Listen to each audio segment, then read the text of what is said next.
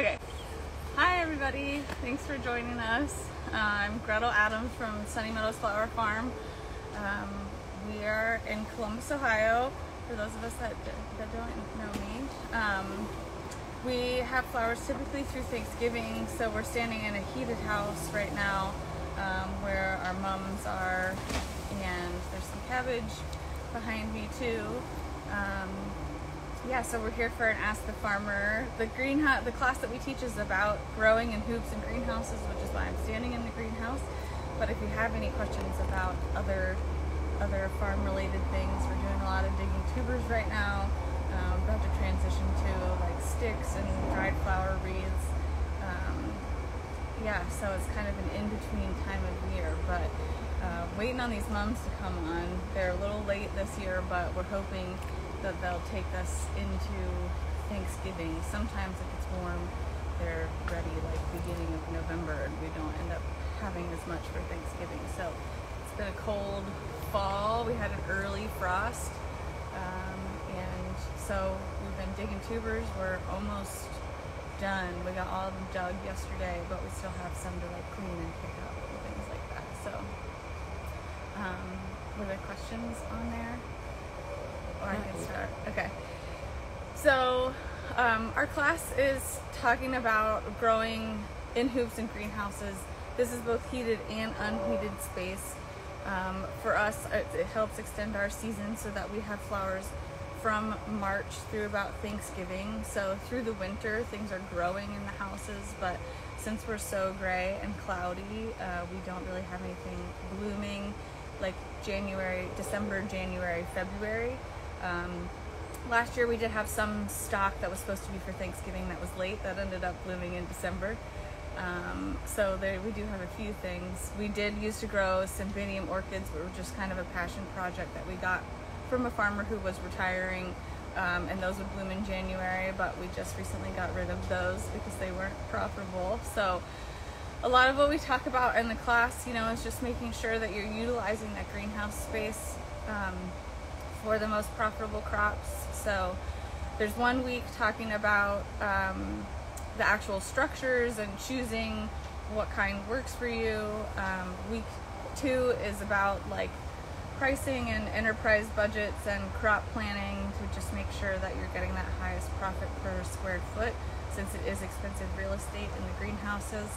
And then we talk about spring crops, which is what everybody wants to learn about: the ranunculus, anemones, stalks, snaps.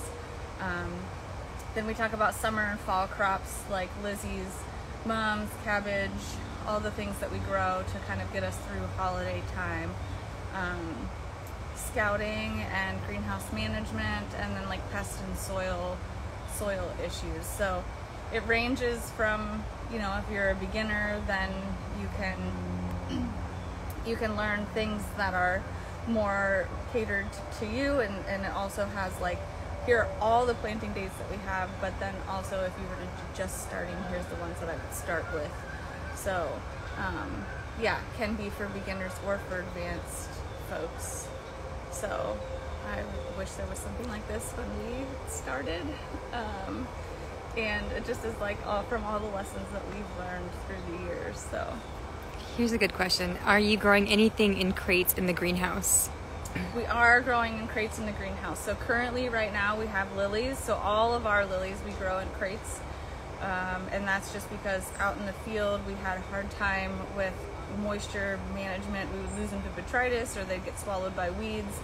And so all of our lilies are grown in crates. We plant lilies every 2 weeks, so that way we have lilies throughout the season. Lilies are an essential part of our like grocery store bouquets. So we put a lily in every bouquet.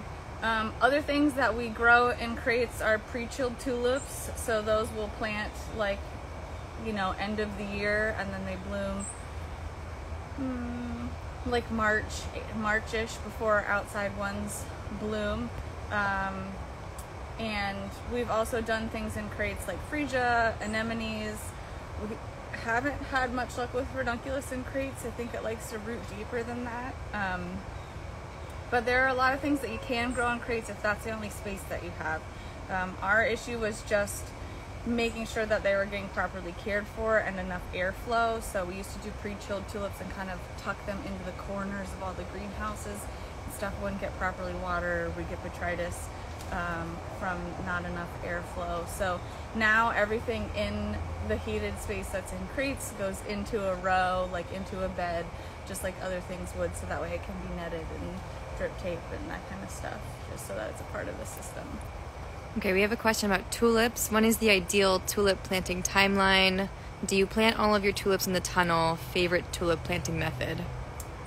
So we do tulips outdoors, and so those we plant beginning of October, and then for us here, we're zone 6A, so they bloom typically April, and then we can have some into May for Mother's Day.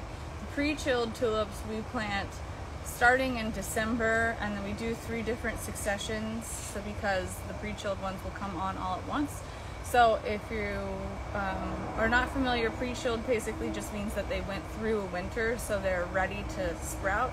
Those are the ones that we would put in the greenhouse. So if you were planting in a tunnel, I would probably buy pre-chilled ones to go in a tunnel, just to make sure that they get enough cold to sprout, because if they don't get enough cold, if you put them in a tunnel and they don't get enough cold, then they won't produce a flower that year. So I know our friends at Urban Buds who are in St. Louis, that they do ones in tunnels. They plant theirs in the tunnel, and they use pre-chilled tulips. So the timing, which just might be different for your zone, but for us, pre-chilled, we plant December, and then I think there's 2 plantings in January, and then that kind of takes us in. They start blooming in March, and then we have those other 2 successions to sort of bring us into the outdoor tulip planting.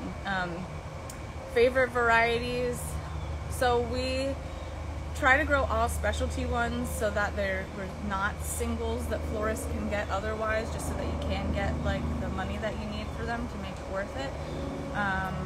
Columbus is one of our favorites. La Belle is always popular with florists, but sometimes it's hard to get the bulbs as they're in like high demand. Charming Beauty. For parrots, we like Professor Rotten Gin, which is the big orange one. Apricot parrot. And then we do grow some of the impressions. Salmon Impression is one of the best sellers, and it's one of the earliest tulips too. So like if you know, we try to plant some early, mid, and late, but we focus most of the production on the late blooming ones, because those are the ones that we can store and have for Mother's Day. So we pull them up by the bulb, store them in the cooler, which you can store them for up to 2 weeks. So if we have an earlier tulip season, you know, if they're done blooming by end of April, then we can still have tulips for Mother's Day with those later varieties. Okay, back to lilies. What kind of lilies do you grow for cutting, and do the bulbs rebloom year after year? So we grow all LA lilies. We get ours from Zabos, but there's multiple other lily growers that you can get bulbs from. We prefer the LAs. That means Longiflorum asiatic, so it's kind of like a hybrid between the two. Asiatics are a little bit smaller, and they're the ones that don't smell, but they come in nice colors. The LAs have like a kind of a juicier bud on them, and that's why we like them. We plant either the 12-14s or the 14-16s, because that's all the bigger that we need them to be for bouquets. If you were selling them by the stem and you wanted a lot more bloom buds per stem, then you could get the bigger bulbs, but we found we don't really need them to be the bigger ones. And they do not, for us, they do not reproduce, because we're planting them in crates, planting them every 2 weeks so that they are timed, so that we have a consistent production, and then they get dumped in the compost. So if you were doing them outside and you were leaving them in the ground, they would all bloom at once in the spring. So you could leave them in the ground and they would produce for you again. But we did that in the beginning, and then you have one flush in June, and then they're all gone. So by doing them as annuals, we're timing them into our schedule, so that we have a consistent production throughout the season. Next question, can cut flower mums be field grown?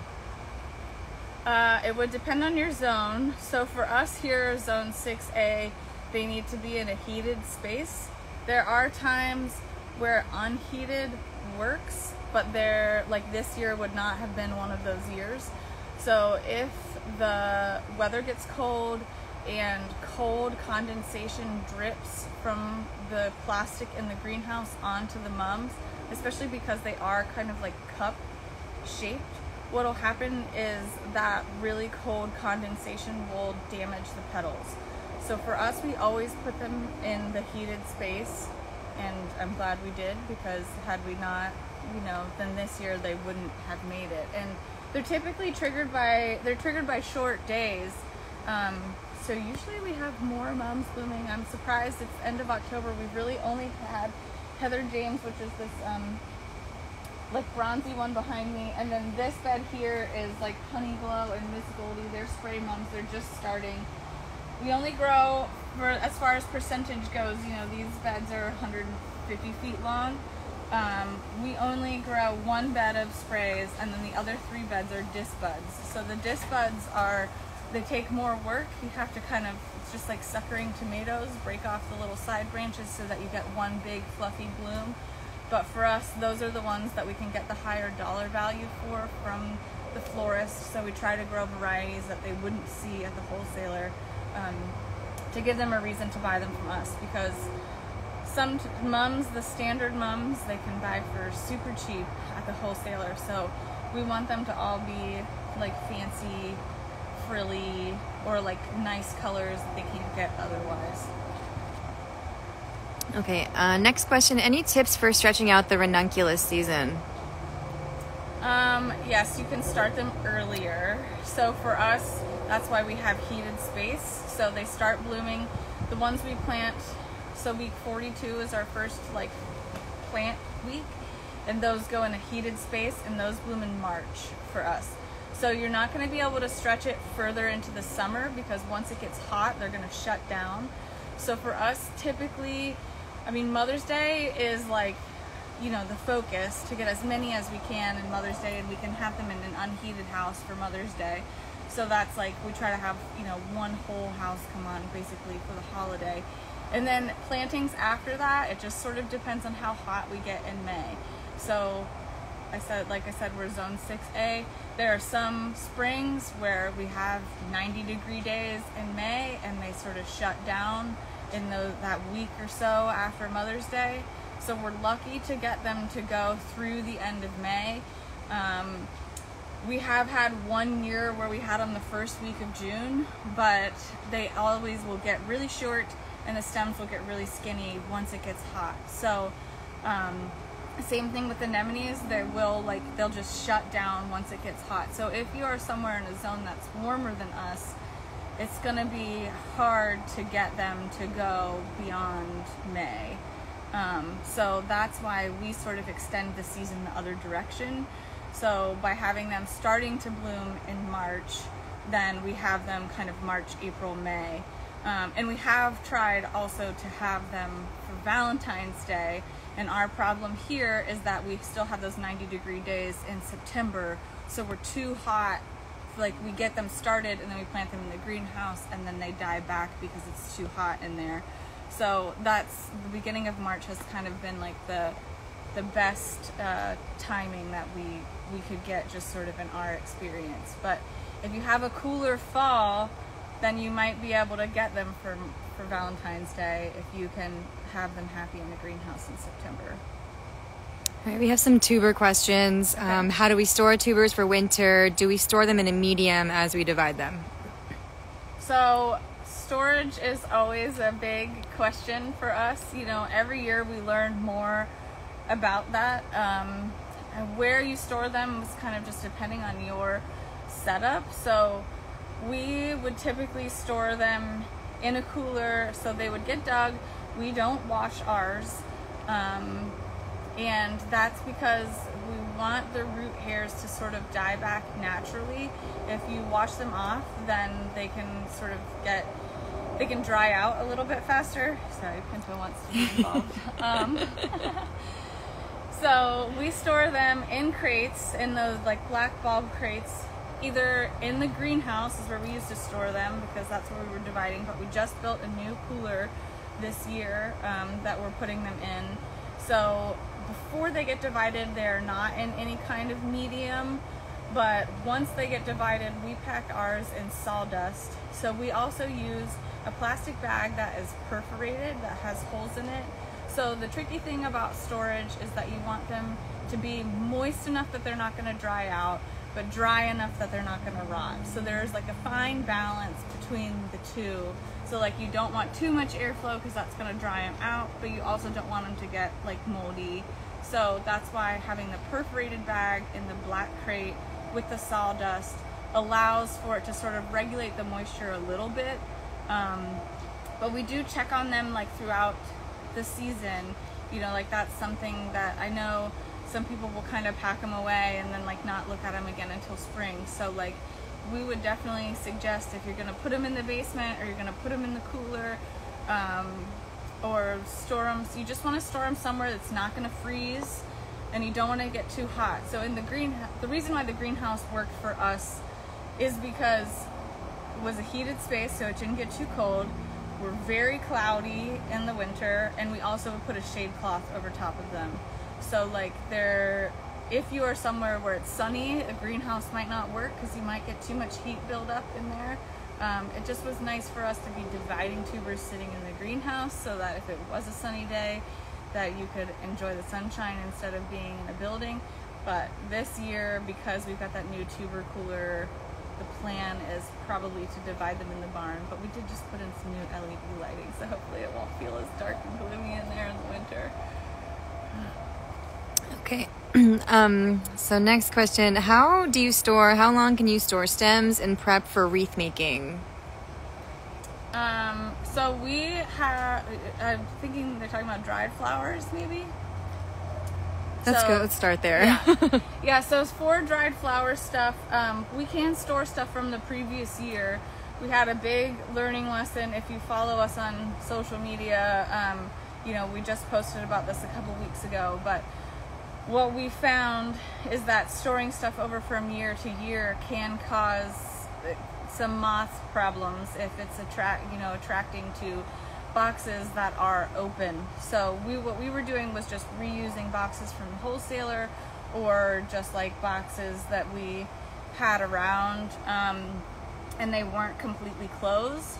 And what that led to was moths being able to like get into the dried flowers, and so we had a huge outbreak this summer and ended up throwing out about half of our stuff. This is the first time in all of our like dried flower history that this has happened, but in the past we've always had them stored up in the barn, up in the rafters, which was a lot hotter and like more of a closed off environment.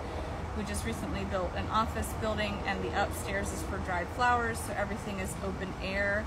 And this was also the first year that we've carried over that much inventory from year to year. So I would say, you know, typically what we're doing is we're drying all season long and then we're using that in the fall.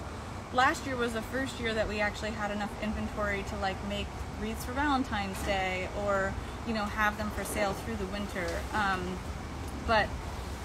So I would just watch your storage situation. So what we determined was we need the boxes to be closed, and then we're using this product called Insect Guard, which is what people use for flies, like in a stable. You can get, it's a little yellow thing, and we cut it into pieces and put it in the box and then close the box.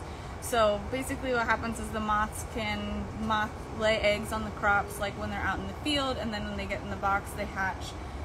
And so what we want to do is kind of kill those moths off to make sure that everything is good and it's not going to give your customers bugs. So what about storing evergreen stems for wreath making? Oh, evergreen stems. So we'll be getting our evergreen stuff next week. We store it either in the cooler or outside so that it's getting like the moisture from outside. We also will only use stuff that has good needle retention, so you have to watch the type of greens that you're using. So fir, cypress, There's one that we really like called Scotch pine that it looks like pine, but it's really waxy. So ones that don't work well are white pine, blue spruce. They're gonna dry out and drop their needles. So you just want to make sure, you know, in the Christmas tree industry, there's a bunch of different kinds, but now that's what they're breeding for, is for the fir to like retain those needles, and then that lasts the longest. So we do usually tell people, we start selling wreaths, the first week we sell wreaths is the Saturday before Thanksgiving. So we do usually tell people, you know, if you put it in your house and it's pretty dry, you might need to like spritz it or something. But usually if it's outside, like on a door that is getting the humidity from the moisture outside, then they're fine like through the holidays. So we'll be getting our greens starting next week, and they'll go into a cooler. Okay, next question. I struggle with fall direct sowing. Any tips for success? Yes, you probably need to do it maybe sooner than what you think. So like for us, we direct seed larkspur in August. So with the idea being that like you want some stuff to sprout before going into the cold winter, so that way like they're little plants. So I think August 20th or so is typically when we seed larkspur, nigella. We used to do cornflower. We have problems in May with thrips happening, so we don't do as much of the overwintered for spring bloom stuff for that reason.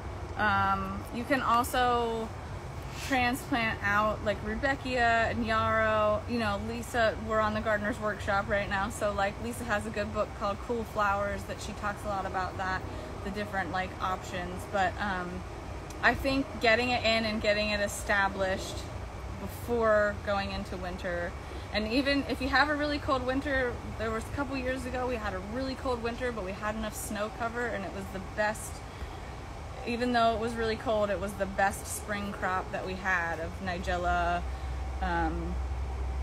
buplorum, some of those other things that you can fall seed for spring bloom. Okay, let's see. There is Sunflower Sky Farm is going to build a metal flower building with a cooler for holding and processing flowers. What size is your building, and is it insulated? Yes, our building is insulated. We have the flower processing barn is 40 by 40, and the cooler that we had originally off the back was 12 by 20, 14 by 20. I think it was supposed to be 14, but they built it smaller than they were supposed to. And then the cooler that we just built for tubers is like 40 by 40, so like it's really big, but that's because we're storing. Right now we have 26 pallets of tubers, and they're still bringing them in out of the field, so we got a lot of tubers to store. But yes, I think however big you can build it, you will grow into it. So that's something, we call it the cooler effect. Like if you build it, we will fill it, basically. So like we have that cooler off of the flower processing barn. We have a reefer trailer that we use, which is another option. Like if you don't have the ability to like build a cooler, we started out with just like a little 7-Up cooler, but we quickly outgrew that. And then we also framed in a cooler into our 2-car garage, and I think that is whatever half of a 2-car garage. That was our original cooler space. So I think just building with expansion in mind. This office building that we just built was the first barn that we actually built like with the idea of sort of being able to grow into it, and we've been in it for a year and a half, and we're already utilizing all the space in there. So build it as big as you can. Okay, good greenhouse question. How do you deal with thrips and other pests? So that is a really good question. So we spend a whole week on this in our class, but I can talk briefly about it. So we do a lot of scouting, especially in the greenhouses, where we go through weekly and look at all the crops. So it also is just based off of information that we've gathered of like when the time is that we typically have the flush of thrips, or what is the pest that usually affects like this specific crop. So, you know, like chrysanthemums get an aphid, cabbage gets an aphid, the lizzies get a different aphid. So it's like just sort of knowing that information and having that, then we know what we're looking for when we're going in there. So every week we have somebody walk through, or when they're harvesting, they're also scouting too, to like give us an idea. You know, once it's a busy part of the season, we don't always have time for somebody to walk through and look at like every bed and every greenhouse. But especially in the winter, because the greenhouse is closed up, you know, the pests move in, and because we're so cloudy, the diseases happen because there's not that much airflow, or like the plants aren't using that much moisture, so we have condensation and humidity build up in the greenhouse.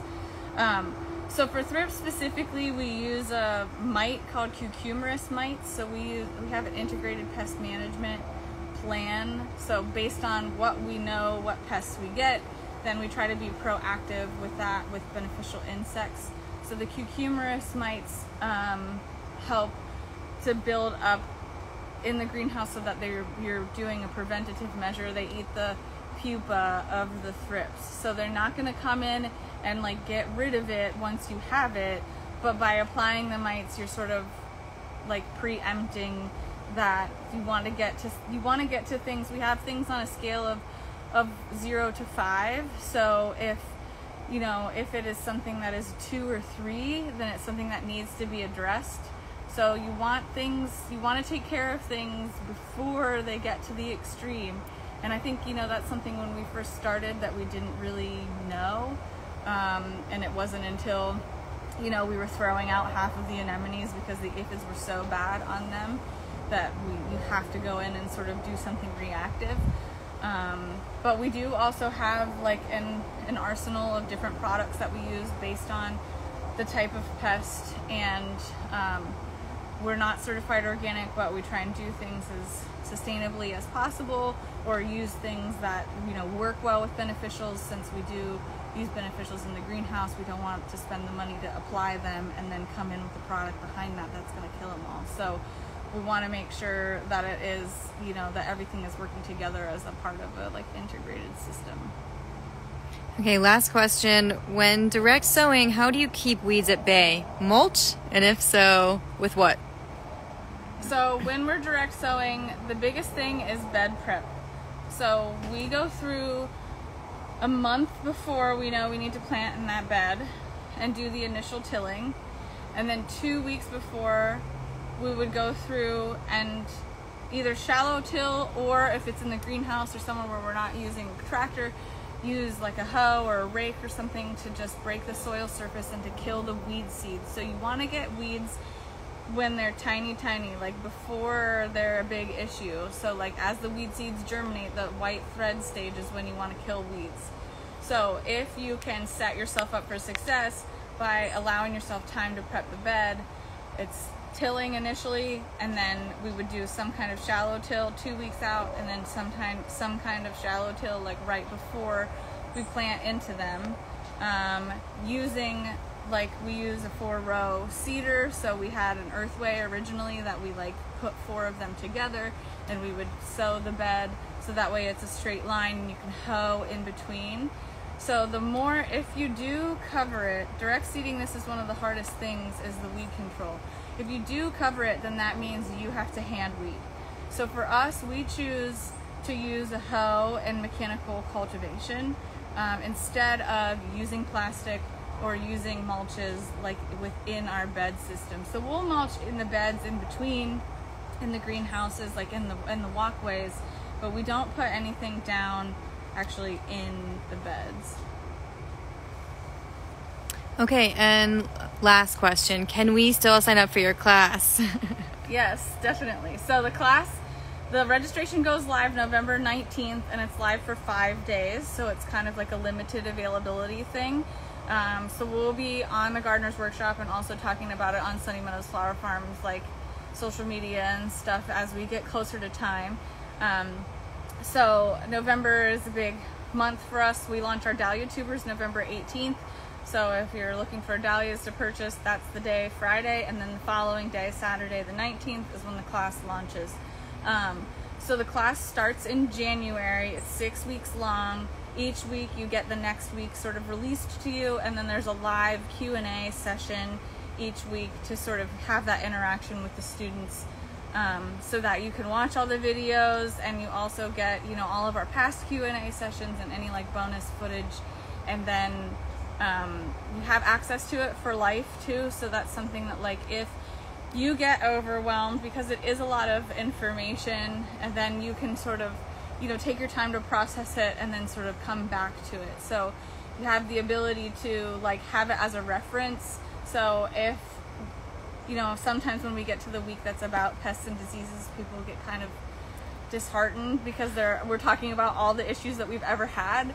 But it's really just so that you have that as a reference, so that when you do experience something like that, then you can come back to it and say, oh, well, they talked about, you know, they talked about thrips in the class, like what, you know, be able to like go back to it and reference it again. So cool. Well, thank you for joining us.